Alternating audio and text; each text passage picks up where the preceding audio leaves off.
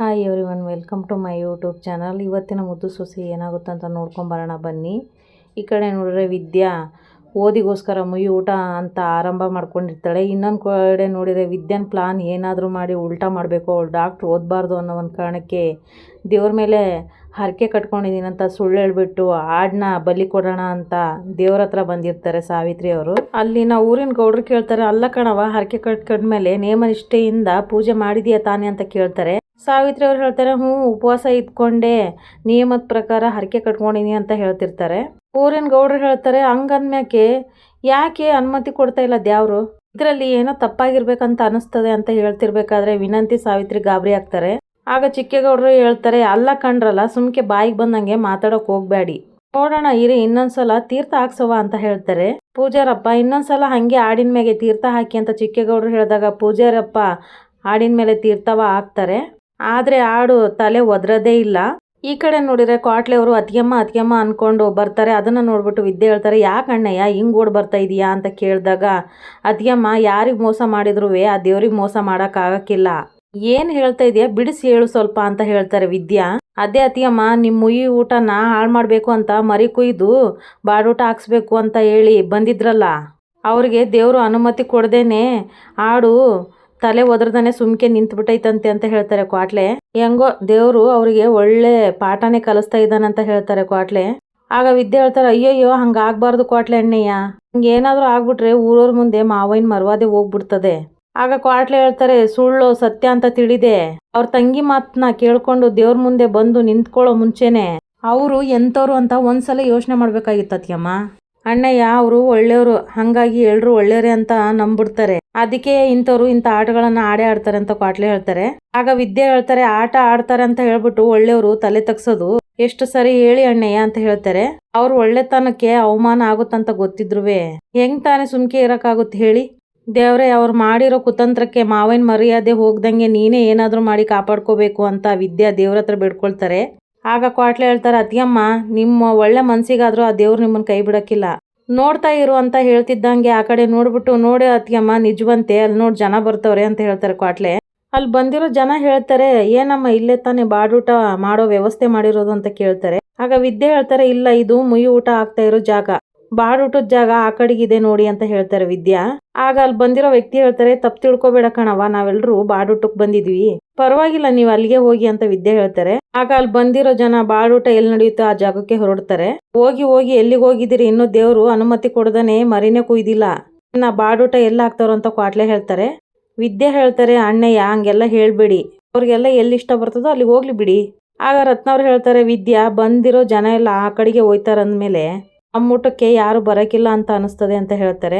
ನೋಡೋಣ ಇರವ ಅಂತ ವಿದ್ಯೆ ಹೇಳ್ತಾರೆ. ಇನ್ನೇನೆ ನೋಡಿ ಅಲ್ಲಿ ಆಡು ತಲೆ ಒದರ್ಲಿಲ್ಲವ ಅಂತ ಅವ್ರೇನ್ ಸುಮ್ಕಿದ್ದಾರೆ, ಚೂರ್ ತಲೆ ಅಲ್ಲಾಡ್ಸಿದ್ರುವೆ ದೇವ್ರು ಅನುಮತಿ ಕೊಟ್ಬಿಡ್ತು ಅಂತ ಕಡ್ದು ಬಿಡ್ತಾರೆ. ಈ ಕಷ್ಟದಲ್ಲಿ ಇಷ್ಟೊಂದು ಕಷ್ಟಪಟ್ಟು ಅಡಿಗೆ ಮಾಡಿರೋದನ್ನ ಆಚೆಗೆ ಚೆಲ್ಲಂಗಾಯ್ತಲ್ಲವ ಅಂತ ವಿದ್ಯೆ ಅಜ್ಜಿ ಹೇಳ್ತಾರೆ. ಅಜ್ಜಿ ಊಟ ಯಾಕೆ ಚೆಲ್ಲೋದು, ತೆವಲಾಪುರದಲ್ಲಿ ವೃದ್ಧಾಶ್ರಮ ಅಂತ ಇದೆ, ಹಾಸ್ಟೆಲ್ ಇದಾವಲ್ಲ, ಅಲ್ಲಿಗೆ ಕೊಟ್ರೆ ಪುಣ್ಯನಾದ್ರೂ ಬರ್ತದೆ ಬಿಡು ಅಣ್ಣಯ್ಯ, ಊಟ ತಗೊಂಡೋಗೋದಕ್ಕೆ ನೀವು ಗಾಡಿ ವ್ಯವಸ್ಥೆ ಮಾಡ್ತೀರಾ ಅಂತ ಕೇಳ್ತಾರೆ ವಿದ್ಯಾ. ಇನ್ನೂ ಹೊತ್ತು ನೋಡೋಣ ಇರು ಅತಿಯಮ್ಮ ಅಂತ ಕ್ವಾಟ್ಲೆ ಹೇಳ್ತಾರೆ.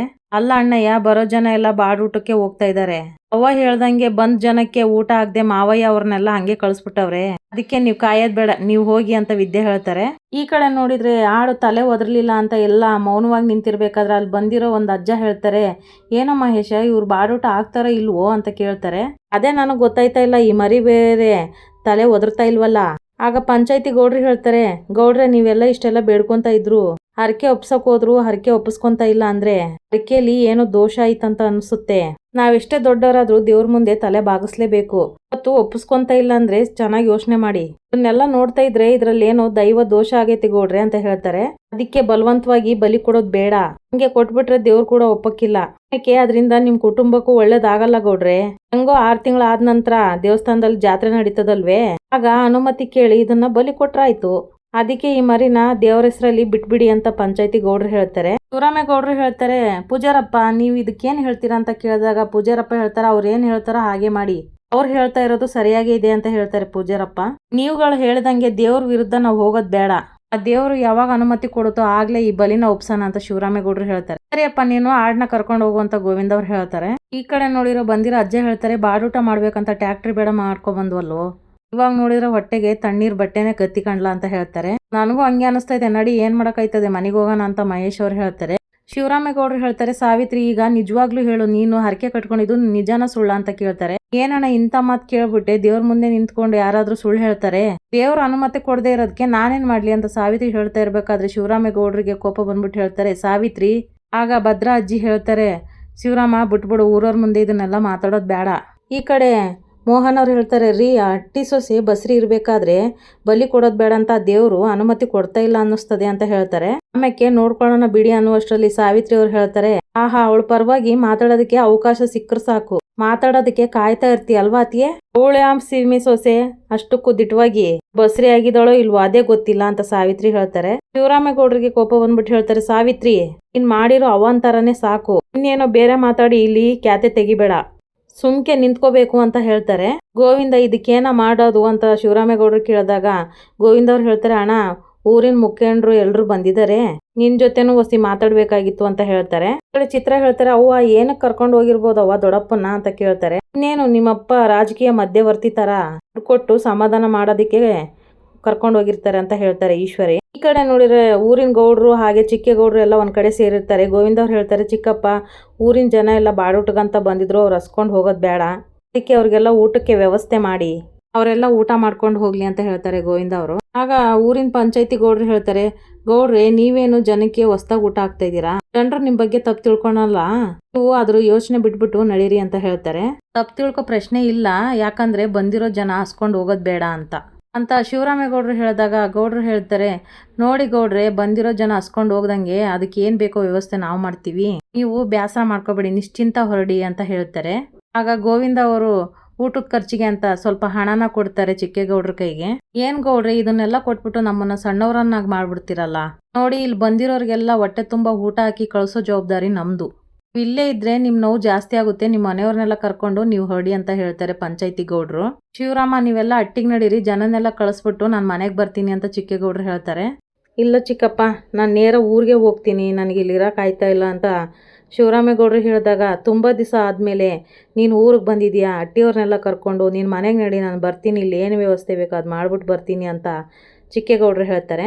ಈ ಕಡೆ ನೋಡಿದರೆ ಮನೆಯವರೆಲ್ಲ ಸರಿ ನಡಿ ಹೋಗೋಣ ಅಂತ ಹೇಳ್ತಾ ಇರ್ತಾರೆ. ಇನ್ನೊಂದು ಕಡೆ ನೋಡಿದರೆ ಕ್ವಾಟ್ಲೆ ಇದನ್ನೆಲ್ಲ ಕೇಳ್ಕೊಂಬಂದು ಇನ್ನೇನು ಊಟನ ಆಶ್ರಮಿಗೆ ಕೊಡಬೇಕು ಅನ್ನುವಷ್ಟರಲ್ಲಿ ಚೆಲುವ ಅವ್ರು ಬಂದ್ಬಿಟ್ಟು ಹೇಳ್ತಾರೆ, ಕ್ವಾಟ್ಲೆ ಅಲ್ಲಿ ಬಾಡೂಟ ನಡೆಯೋದು ನಿಂತೋಗಿದೆ, ಆಡು ತಲೆ ಒದರಲಿಲ್ಲ ಏನಿಲ್ಲ, ನೀನು ಏನಾದರೂ ಮಾಡಿ ಒಂದ್ಸಲ ಅನೌನ್ಸ್ಮೆಂಟ್ ಮಾಡು, ಅಲ್ಲಿಗೆ ಬಂದಿರೋ ಜನ ಮುಯಿ ಊಟಕ್ಕೆ ಬರ್ಬೋದು ಅಂತ ಚೆಲುವ ಐಡಿಯಾ ಕೊಡ್ತಾರೆ.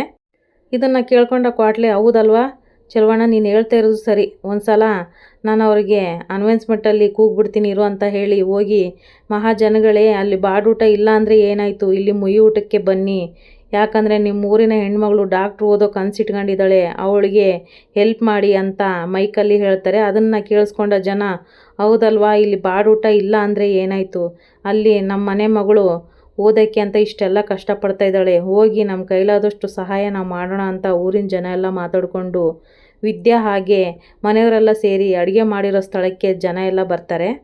ಆಗ ಬಂದಿರೋ ಜನಗಳನ್ನೆಲ್ಲ ನೋಡ್ಬಿಟ್ಟು ವಿದ್ಯೆಗೆ ತುಂಬ ಖುಷಿಯಾಗುತ್ತೆ, ಬನ್ನಿ ಬನ್ನಿ ಅಂತ ಹೇಳಿ ಊಟಕ್ಕೆಲ್ಲ ವ್ಯವಸ್ಥೆ ಮಾಡ್ತಾರೆ. ಆಗ ಬಂದಿರೋ ಜನ ಎಲ್ಲ ಊಟಕ್ಕಂತ ಕೂತ್ಕೋತಾರೆ.